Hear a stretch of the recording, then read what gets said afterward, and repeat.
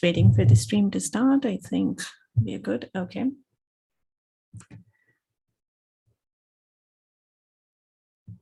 All right. So this week, so in terms of logistics, minor announcement is that unfortunately we couldn't do the Monday class as scheduled.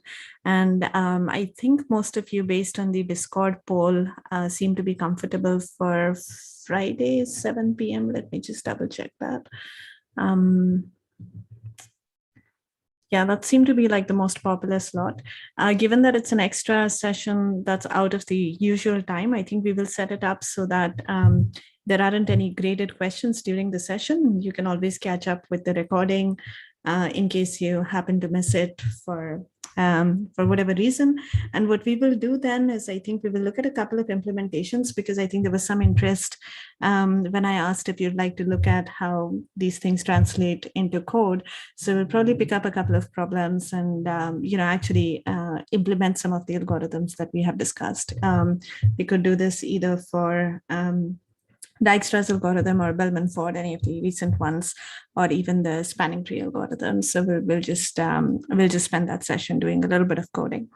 For the next couple of classes, I want to talk about network flows as a new topic. But before we get there, let's just wrap up the discussion that we were having on the all pairs shortest path problem. Let me just fix this. Sorry.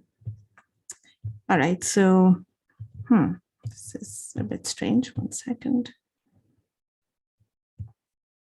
Okay, so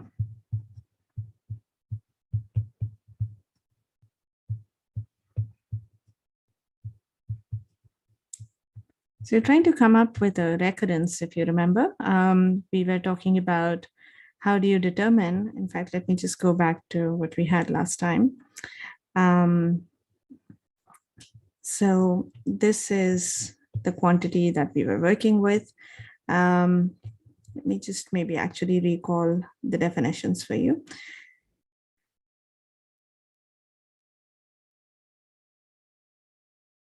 Yeah, so this was the key notion here.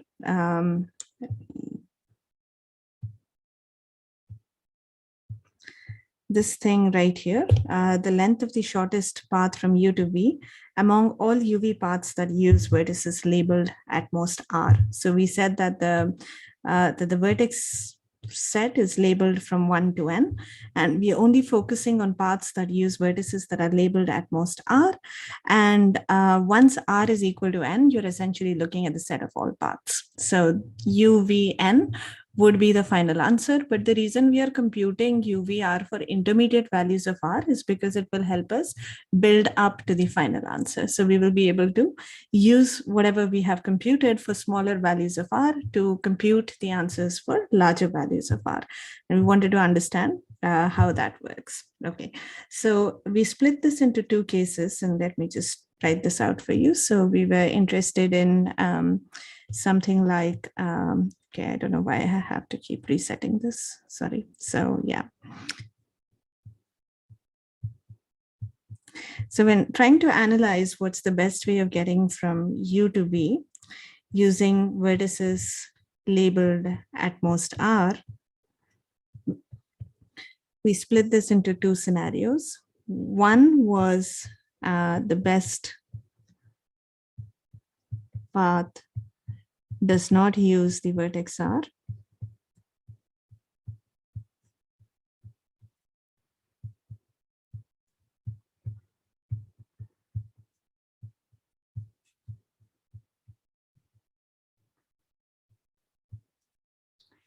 And the other was that the best path, the path that we're looking for, let's say,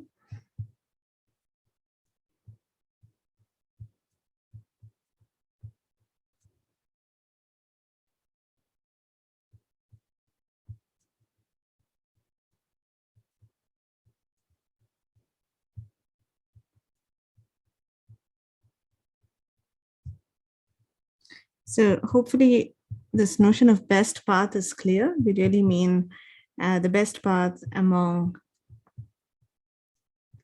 all UV paths.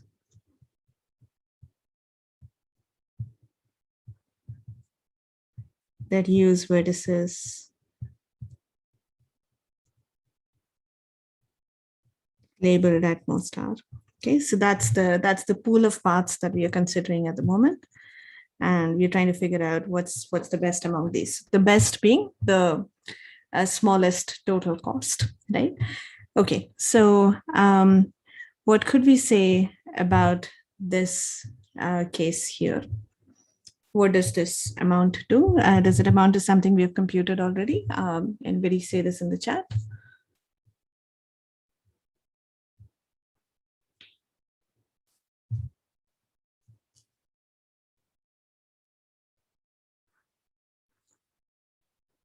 If you're not even using the vertex labeled R, what can you say about all the intermediate vertices? Their labels is right. The labels are right. So Ankita, that's close. The best path using vertex R minus one, except we don't know if R minus one is being used or not. So that will again proliferate into two cases. Did we use R minus one or did we not use R minus one? And then that would proliferate into two cases. Did we use R minus two or not use R minus two, and so on and so forth. So all of that gets captured directly when you pull in this value, which I think some of you have mentioned. So this is D of UV R minus one. So this is simply a shortcut for saying, let's take the best path that uses vertices labeled at most R minus one, because that's the situation. The situation is that you're looking at all paths that use vertices labeled at most R, but I'm telling you that suppose the thing that you're looking for does not use the vertex labeled R. Then when you combine these two things, you see that what you're really looking for is the best path that uses vertices labeled at most R minus one. But this is something that you already understand. So typically, this is the structure of any dynamic programming based approach, is that when you're computing, let's say, DUVR, you have already computed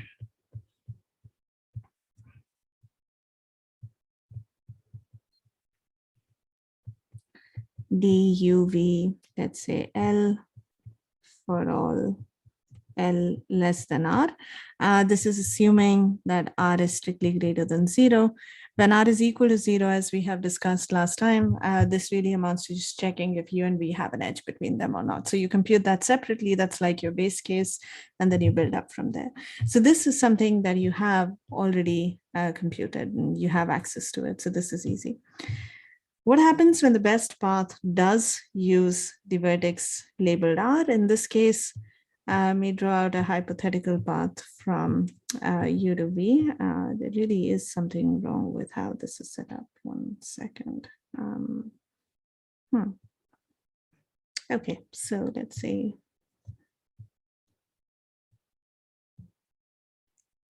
And you're looking at the best path, and somewhere out here is the vertex R. First of all, what can we say about these two chunks from U to R and from R to V? Do you think they overlap? Can they overlap? Can they have a vertex in common? So assume that all edge weights are positive, okay?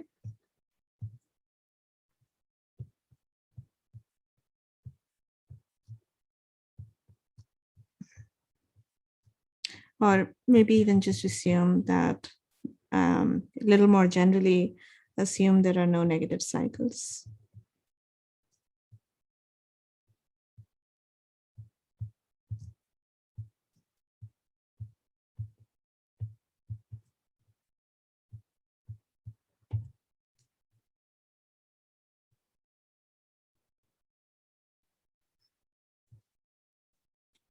So can you at least say that there exists a path? So if the optimal, if there exists an optimal path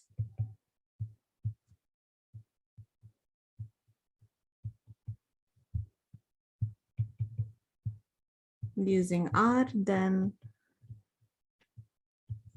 there exists an optimal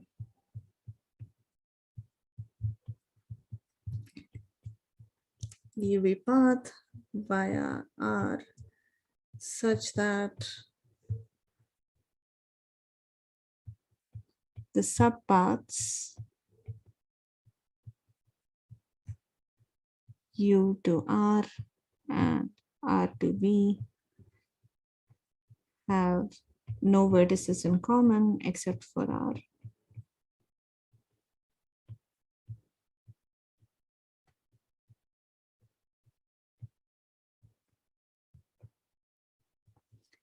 So is that true? That's basically we are saying the yellow and the purple chunks are disjoint except for this meeting point that they have at R.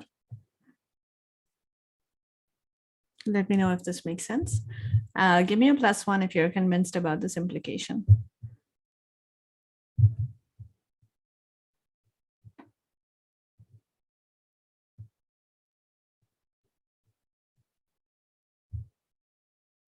Okay. Does anyone want to give me like a quick phrase or one sentence explaining why this is true?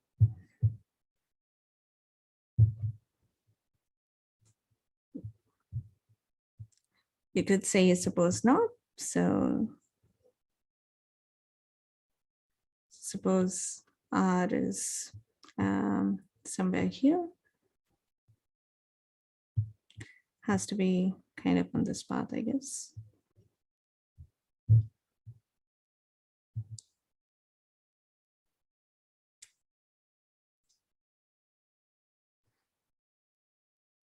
Although this is interesting. The way I have drawn this in this particular example.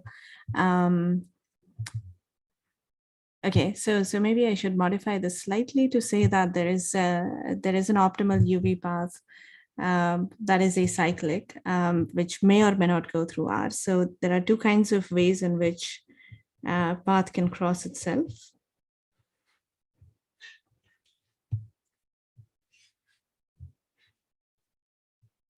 So R could be somewhere out here. In this case, you could just short circuit this cycle, get rid of this, and notice that you will not affect the length of the path, or if anything, it'll improve, right? Because this cycle has some non-negative weight by our assumption. So when you drop the detour and you just go along the path, then this new path that you have without the detour either has the same cost as before or less.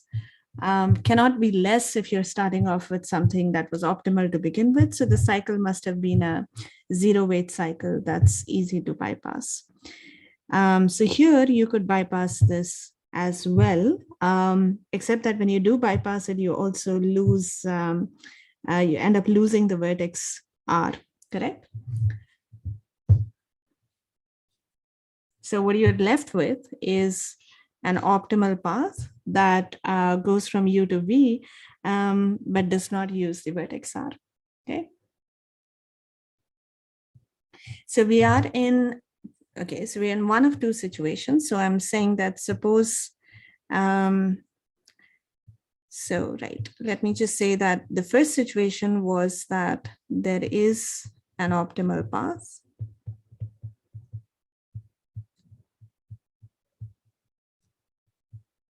From U to V that does not use R.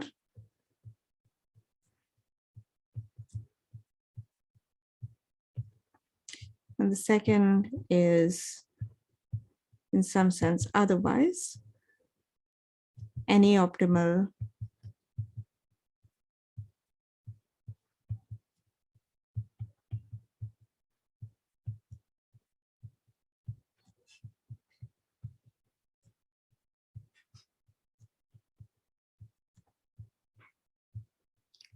uses the vertex R. So under this assumption, it's actually even easier. You don't even need to invoke the no negative cycles assumption. So if you have a path from U to V where the chunks from U to R and R to U have a vertex in common, right? So this is the chunk from U to R, and this is the chunk from R to V. So if they have this vertex in common, then what does that mean? What's the contradiction?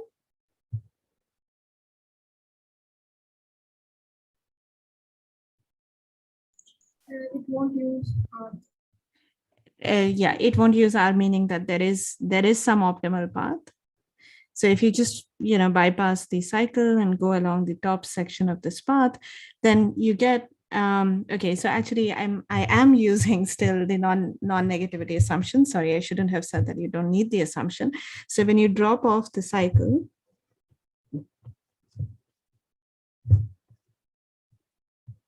this cycle must have had weight 0, right? Because otherwise, if it has positive weight, then you actually get an even better path. So this path was not even optimal to begin with. So that's a more direct contradiction.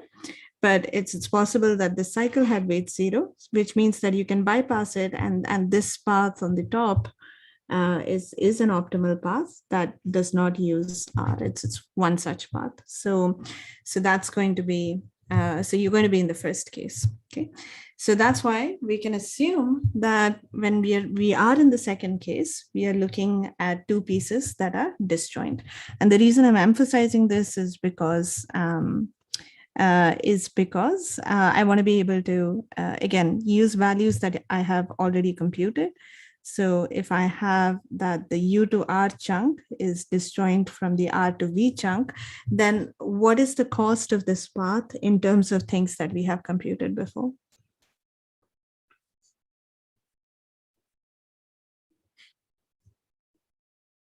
What can I say here?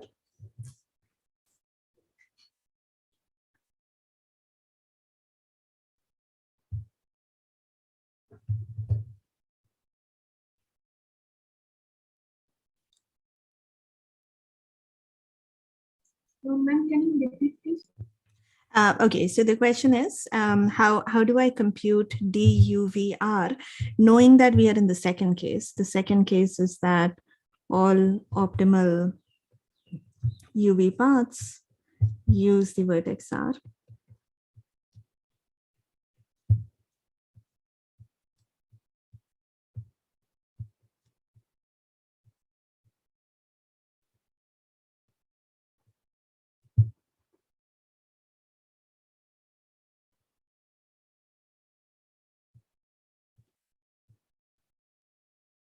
Right. So it's a suggestion in the chat from Dhyanashri. So let me just write down what you have said here. So DUR R minus 1 plus DRV R minus 1. So let's see why that makes sense. So this path here from U to R, first of all, the intermediate vertices, they all use labels strictly less than R minus 1, because again, for reasons very similar to our discussion from just now, we know that the vertex R itself is not going to repeat more than once. Okay, so any intermediate vertices all have labels strictly less than R, because if R showed up more than once, then that again means that you basically have a cycle which you can bypass. So somebody gives you an optimal path where the vertex R is repeating a few times, you just get rid of all of those cycles, and you know that you always have an optimal path that uses the vertex R exactly once. So now we know that all of these intermediate vertices have labels strictly less than R. That's the case here as well. So these paths really look like optimal paths from U to R and R to V, whose labels is strictly less than R, so R minus 1. And the key thing is that that's something that we already understand. We have kind of computed it. So we can appeal to those costs and work with those. And notice that we can just cleanly add up these costs. So okay, let me also clarify that these paths really have to be the optimal paths, because if there was a better path, then you could just use that instead, right? So if this yellow chunk here was not the best UR path, using labels at most R minus 1, if there was a different path from U to R, which also used labels at most R minus 1, then you could have just used that path instead and then continued on the purple path, and you would get an even better path. So this is what you would call a cut and paste argument, right? So this yellow chunk really has to be the best way of getting from U to R, because if it wasn't, then whatever was the better way could have been used to get an even better path. So hopefully that makes sense. Yeah. So that's why you can basically pull out these two quantities. And the reason you can add them to get the cost of your path is because these paths are disjoint. So there's no overlap. So if you didn't know that they were disjoint, then the total cost of the path may have been a bit messier to calculate, because it's possible that, these paths have some overlapping chunks, and you would have to, avoid overcounting them. You would have to subtract the edges that appeared in both of the chunks because you've added them twice, but you won't have any of those complications because we have proved already that these two chunks are going to be disjoint, or at least there is a solution where these two chunks are disjoint. Okay, so that's why it's just a simple addition of these costs from before. And the fact that you're working with the best paths is because if there were better paths, then then you would be using those to get your optimal path. So any optimal path is really a composition of optimal subpaths. Okay, so that's kind of one key idea, and hopefully you can see where the assumption about no negative cycles comes in. It helps you clean up the structure so that you can, you can basically proceed by this sort of a simple addition of things that you have computed from before. So one question that may still be in your mind is that, we don't know which situation we are in, right? So given a graph, how do we know what the optimal path from U to V is doing? How do we know if it uses the vertex R or if it doesn't use the vertex R? So remember, we are at this situation where we are trying to compute DUVR, and we know what it is going to be if R was not, so hypothetically there is some path that you're considering. Of course, it's possible that there's no path as well. It's possible that when you restrict your graph to vertices labeled at most R, it's possible that U and V are like not even reachable from each other, in which case this answer should be infinity. But if they are reachable, then we would like to discover what the cost is. And we have said that, if there is a path that avoids R, then we know that the answer is DUVR minus 1. And otherwise, we know that the answer is DUR R minus 1 plus DRV R minus 1. Okay, but what's the true answer? How do we know which situation we are in? Do we even need to know which situation we are in? So computationally, the algorithm, what can the algorithm do here?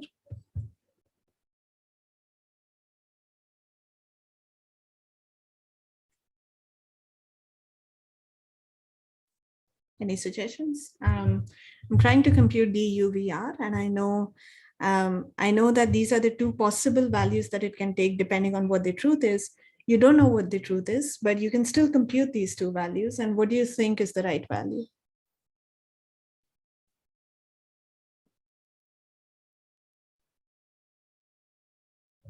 So suppose you calculate this value and you get an answer of 40. And you calculate this value, because these values are just sitting in your table, right? You can just compute them and you get an answer of 55, right? What does this mean? What's the correct answer? Okay, so if you have already said that you need to take the smaller of the two values, right? So hopefully it's clear that you just you stare at these values, right? The better of the two values, because whatever values you get basically witness what is going on, right? So for instance, if you read this value and it was a plus infinity, it meant that if you just restrict yourself to labels at most R minus 1, there is no path, right? So these values are telling you the truth. They're telling you about what's going on. So you just look at those values and you just evaluate both of them and take the better of the two options. Okay, sounds like a greedy thing to do, but in this case, that is in fact also the right thing to do. And so we just work with the minimum of these two values. That's going to be it's going to be the right answer. So let me just.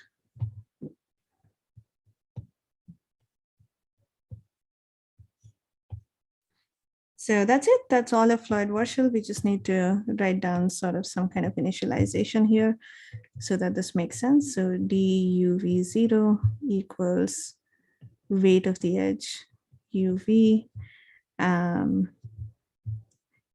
if uv is an E of g and 0 otherwise. And for r at least 1, you have this recurrence, and your answer is going to be basically duvn for all values uv. Okay, that's all of Floyd-Warshall. Does this algorithm make sense? Any questions? Give me a +1 if the mechanics of the algorithm and the proof of correctness make sense.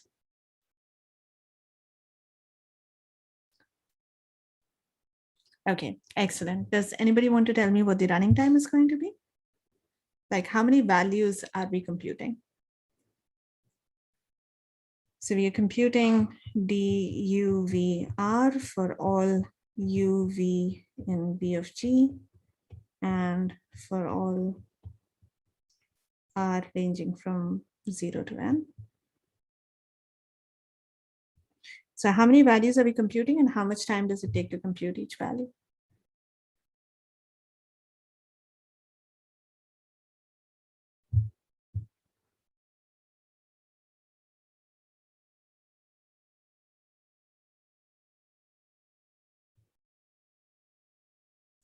So a little bit of it will depend on the representation, right? So for instance, in the base case, we are computing n squared entries.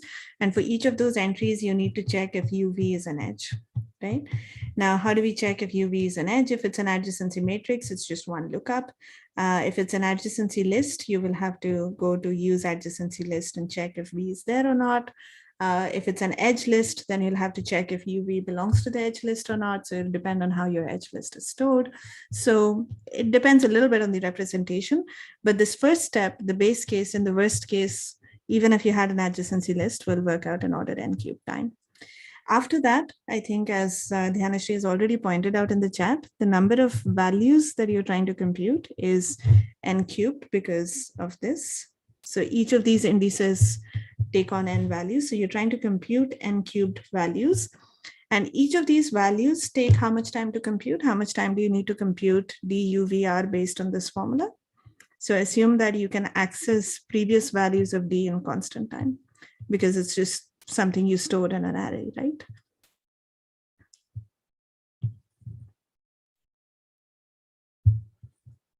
So how much time do you need to compute duvr? Constant time, right? It's just looking up. So you have 3 table lookups, and then you have like 2 operations. All of this is constant time. Okay. You may have to be a bit careful if you're dealing with large numbers and things like that, but in our sort of memory model, I'm just going to assume that you can add up numbers in constant time. Okay. Technically, the time will be proportional to like the number of bits that you need to represent these numbers, but I'm not like kind of ignoring that factor here. Okay, cool. So, so yeah, this would be an order n cubed time algorithm overall.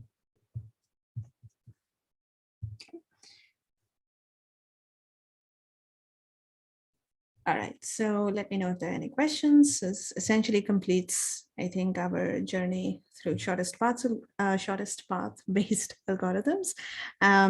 You could, yeah, so Floyd-Warshall also works when, like, it works with negative edges. That's not a problem in general, but we did use the assumption of not having negative cycles. So you could either run a sanity check for the presence of negative cycles, or you could modify this algorithm a bit so that it can actually detect the presence of a negative cycle, just like Bellman-Ford does. It's kind of a cute exercise to think about, so I'll let you sort of puzzle that out whenever you have some time. But other than that, I will just sort of quickly recap what we have seen in the last 2+ weeks. So BFS is the fastest of the algorithms that we have seen, but this works for a very restrictive class of graphs. So you have to have unweighted graphs for this to make sense. Then you have Dijkstra. This is something like M log n, but no negative weights at all. You could modify Dijkstra so that it works for negative weights, but then, and no negative cycles. For negative cycles, so when you modify Dijkstra,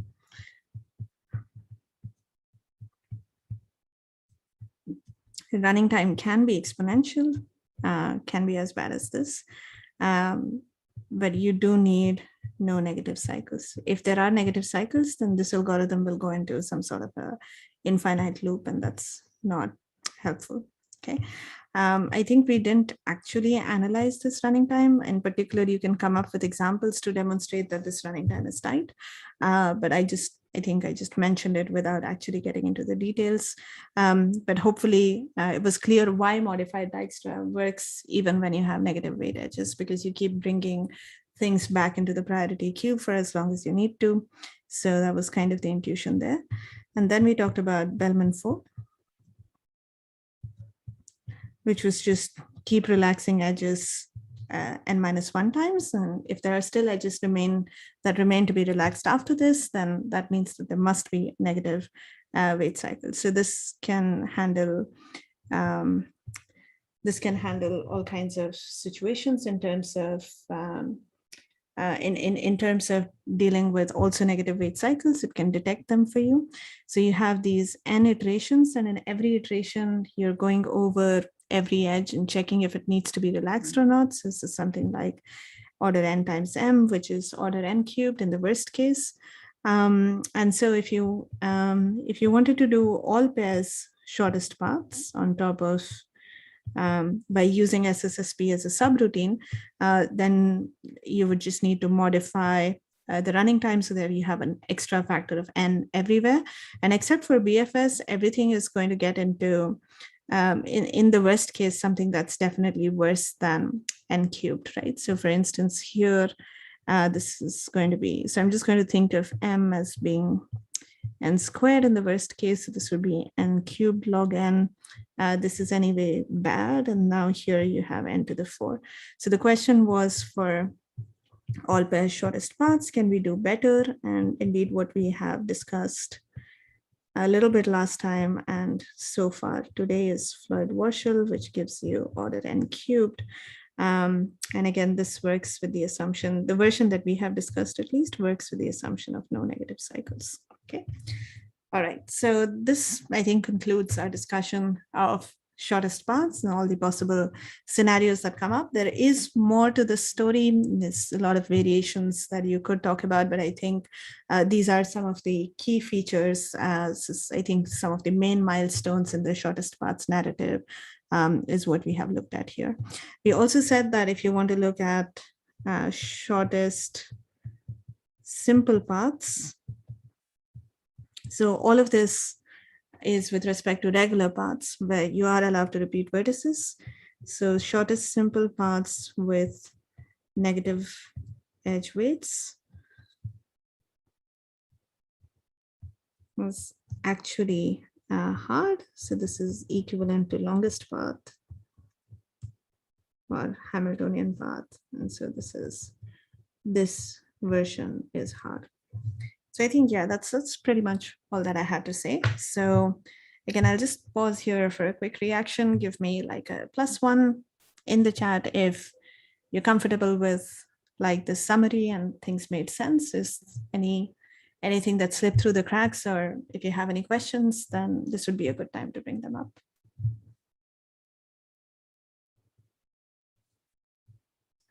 Okay, excellent. Thank you. Great. Okay, so the next thing I wanted to talk about was flows. Just realizing that I'm not sure how much time I will have. I certainly don't think I'll get to the point where I can share the item pool questionnaire with you at this point. But let's just maybe set up the notation, and I think when we meet tomorrow, we will be able to discuss, I think, more questions. Okay, so all right, could you just raise your hands if you've seen flows like maximum flow, max flow, min cut, this sort of thing before?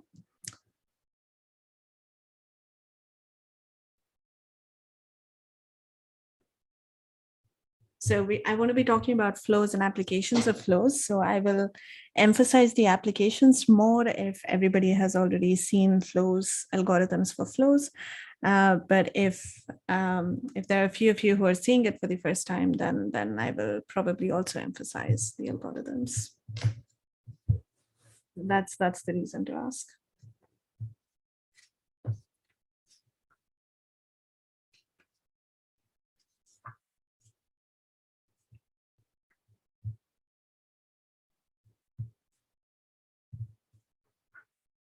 Okay, all right. Doesn't look like an overwhelming number of you saying that this is an old topic for you. So I'm just going to, okay, so let me just set things up for you a little bit. So we'll mostly be working with and really the most interesting thing we will see here is this max flow min cut duality. One of my favorite things to talk about or observe, but okay.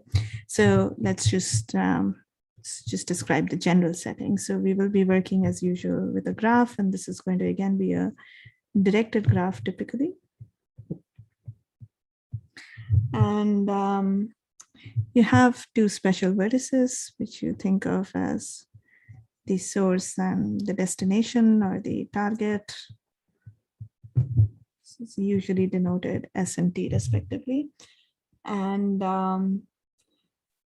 what we want is to understand if we can move some material from S to T. The intuition, okay, so in terms of where this comes up, you can literally think of the graph as modeling either some sort of a supply network, could be a water network, like the word flow evokes visualizations involving something like a water network, but you could also think of, for instance, maybe this is like a road network or something like this, and maybe you have a factory and you have a destination, a shop, and you need to get materials transferred from your factory to your shop. And these are just two special nodes in a bigger graph. So let's just throw in maybe a few other intermediate points. So I think I'm drawing this. These arrows are maybe slightly counterintuitive, but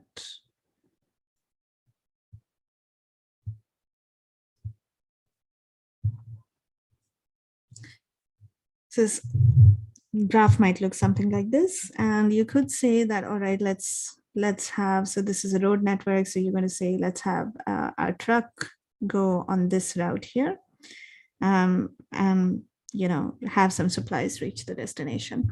What makes this problem interesting is that not all roads are the same. And let's say that this road can handle only 3 trucks at a time. This one can handle only 1. This can handle 4. So you have essentially what you can think of as capacity constraints on the edges. So each edge can only handle a certain amount of material flowing through it or going over it, depending on the application, right? So a road can only handle so much traffic. or maybe, yeah, there are rules that prevent you from sending. So maybe one of these is like literally a bridge and you cannot have too much weight going over it. These could be, as I said, it could be a water network. These edges could literally be pipes that have different diameters and can handle only so much, like literally can handle only so much flow at any given point of time.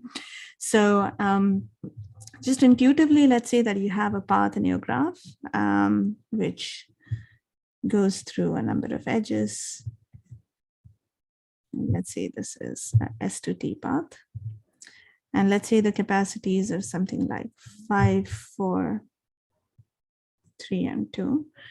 What is the maximum amount of flow or material that you can send along this path, just intuitively? What's like the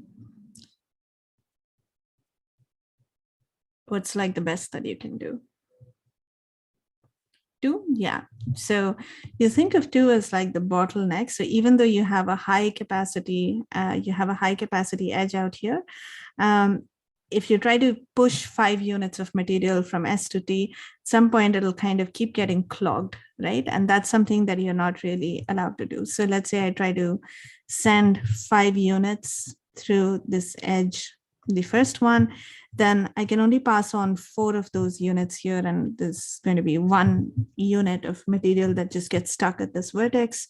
And from 4, I can only push 3. So there's again something else that'll get stuck. And from 3 to 2, again, of the 3 things that arrive at this vertex, I can only push out 2 to T. And so that's the maximum amount of goods that can actually reach. So even if you started off with 5, you'll have to keep dropping things on the way. Okay.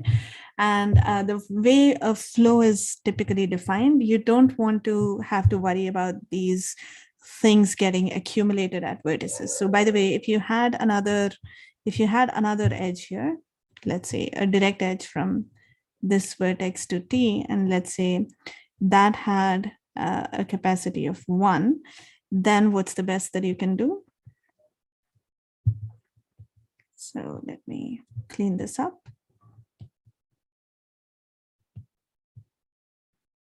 So if this was the picture, then can you send a little more material?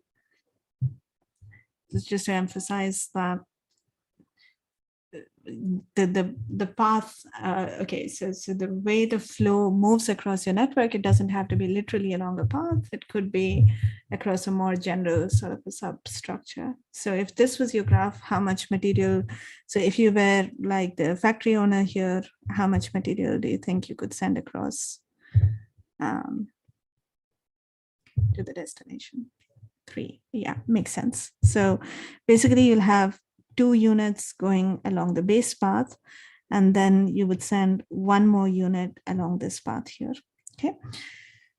And as I said, we don't want to worry about having to like accumulate things at vertices. So what we want to do is really talk about, okay, so hopefully you have some intuition for what it means to send a flow from S to T, but let's try and define this at least a little bit formally. So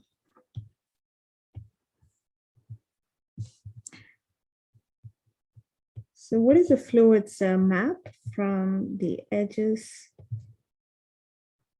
to, okay, it depends on how the capacities are specified, or actually maybe not even that. So let's, yeah, let's say that it's, for now, let's just say that you're assigning a real number to every edge, okay? And what we are also given is some sort of capacity. So let me talk about.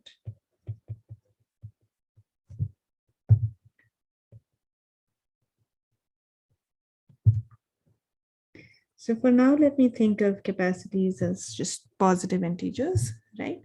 And a flow is a map from the set of edges to a number. So for each edge, I'm telling you how much flow we want to be sending through that edge, okay? And how do we want to capture the fact that we don't want anything to accumulate at a vertex? So for every vertex, I want to have some sort of a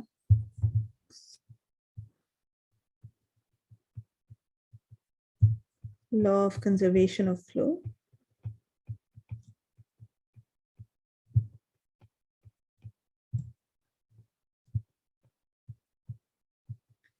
What this roughly means is that the incoming flow into a vertex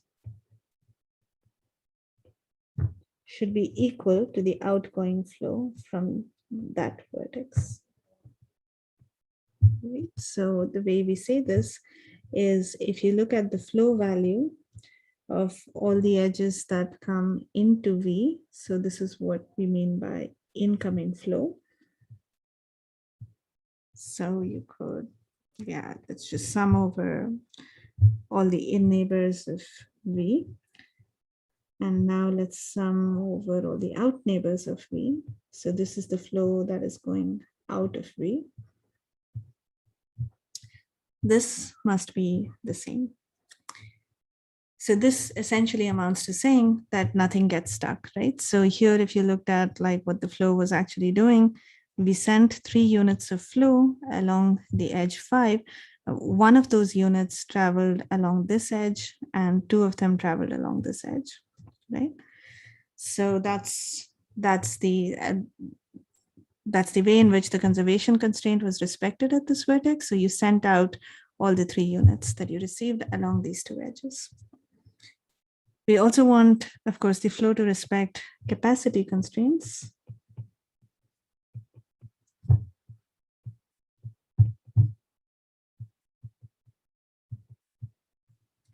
So by the way, I should say this is for every vertex except for S and T, because S can be thought of as the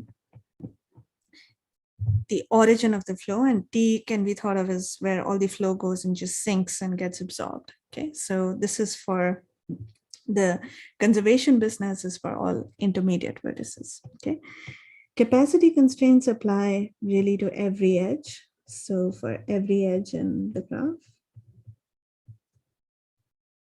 let's say this edge is the edge UV. So the flow that goes through E should be at most the capacity of E. You never exceed the capacity of an edge. Okay. All right. So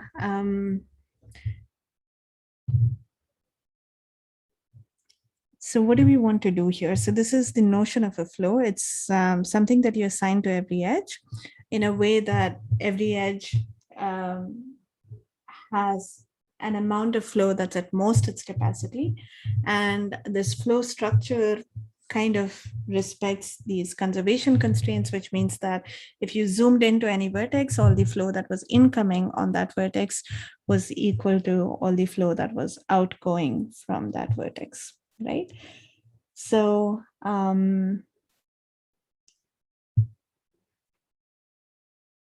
so what's a natural optimization objective here? What do you think you would want to do? With this example of things going out of a factory into a shop, the natural thing that you might want to optimize is the amount of material that you're able to send across the network, right? So how do we say this in this sort of notation? What is the quantity that we are trying to optimize?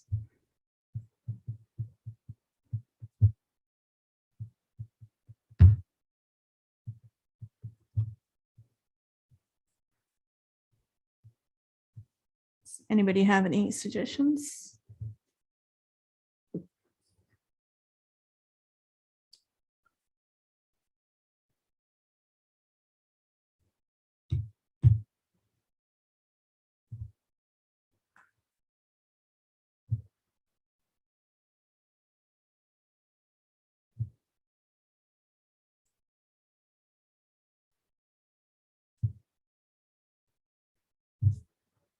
Yeah, you want to maximize the flow. That's right. But in terms of like the flow function, so should I maximize, for instance,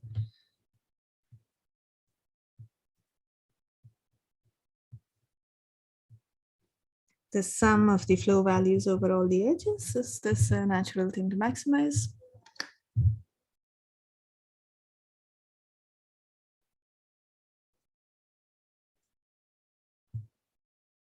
I mean, yeah, sorry. The question was going to be what quantity captures the amount of material that you sent across the network? Sorry, go ahead. You had a question?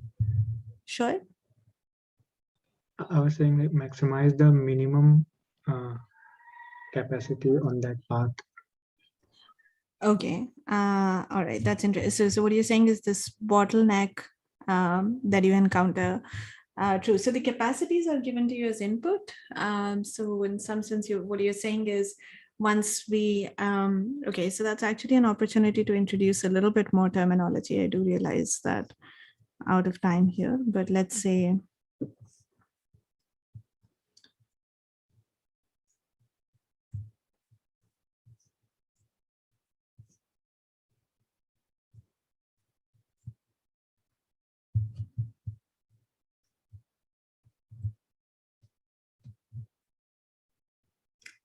so let's say this was your source and this was your destination, and all of these edges have some capacities. And let's say that these are the edges along which you actually sent some flow. And these were the edges for whom the flow value was 0. Okay, so f of e equals 0, and the yellow edges are the ones where f of e is greater than 0. And there may also be some edges for which it just so happens that we maybe use a different color to denote this sort of thing.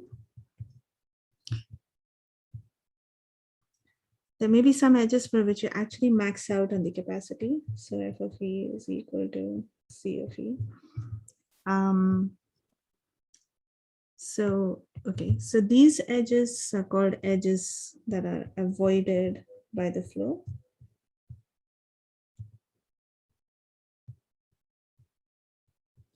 These edges are called edges that are saturated by the flow, meaning you're taking full advantage of this edge.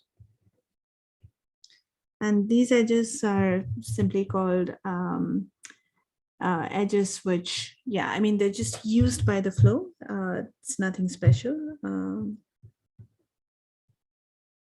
So every edge is either used by F or avoided by F, and some edges are also going to be saturated by F, meaning that you take full advantage. Okay, so I guess what you're saying is among the edges that are used by F, so notice that if you're saturated, you're also used. It's, yeah, these edges are, yeah, the set of saturated edges is a subset of the set of edges that are used by the flow. So I think what you were saying is that you should find a flow where, you know, if you look at the minimum capacity of the edges among the edges that are used by F, this should be as large as possible, because this is somehow some sort of a bottleneck, right? You would not, like, this determines some sort of an upper bound for how much flow went over that edge. But in some sense, yeah, so I think that's intuitive when your flow is moving along a path, for sure. But if you have a messier network, this may not, okay, I'll just say that this may or may not capture the idea of material sent from S to T. This is what we want to capture. How much material did we manage to push from S to T? How many goods arrived at T? How many goods went out of S? Notice that these two quantities are the same. The number of things that you push out of S will be equal to the number of goods that arrive at T. And the reason for that is this conservation business. Okay, you can kind of work that out. A bunch of things will cancel out. So you can convince yourself off of that. But it turns out that the thing that we're really trying to maximize is the net flow going out of the source, or the net flow that arrives at the sink. Okay, so I will write this in notation next time, but net flow out of S or into T. These two are the same thing. Okay, that kind of signifies how much were you actually able to send across the network. Okay, and this is like the most basic variant of flow. There's lots of fun things that you can do. You could have one factory, multiple shops. You could have multiple factories, multiple shops. You could have upper and lower capacity constraints. Like you could even, like, so these are called flows with demands, where you say for some edges, I want to have at least so much material going across this edge. And the good thing about flows is that it's such a somehow an amazingly general sort of framework or a model. It can be used to solve a surprising surprisingly large number of problems that seem to even look like they have nothing to do with graphs. So I'm the most excited to tell you about applications of flows. But for those applications to make sense, we also have to actually solve the flow problem, which is to figure out what's the maximum amount of flow that you can send across a network, given the structure of the network and the capacities. So we'll talk about both of these aspects in the upcoming classes. And I'm really looking forward to it. It's like definitely one of my favorite things to talk about. So yeah, I mean, if you have a favorite flow application, please share it on Discord. But for now, I think we are already quite a bit over time. So let's wind this down here and wrap up the conversation. But keep it, yeah, let's continue on Discord and also tomorrow. So tomorrow I should be able to share with you a bunch of questions on item pools. So we'll look forward to that. And we'll meet one more time on Friday to discuss some implementations. You're welcome to think of it as an optional session, but I hope that you'll find it useful. Okay, so that's it for now then, and see you tomorrow. Thanks so much.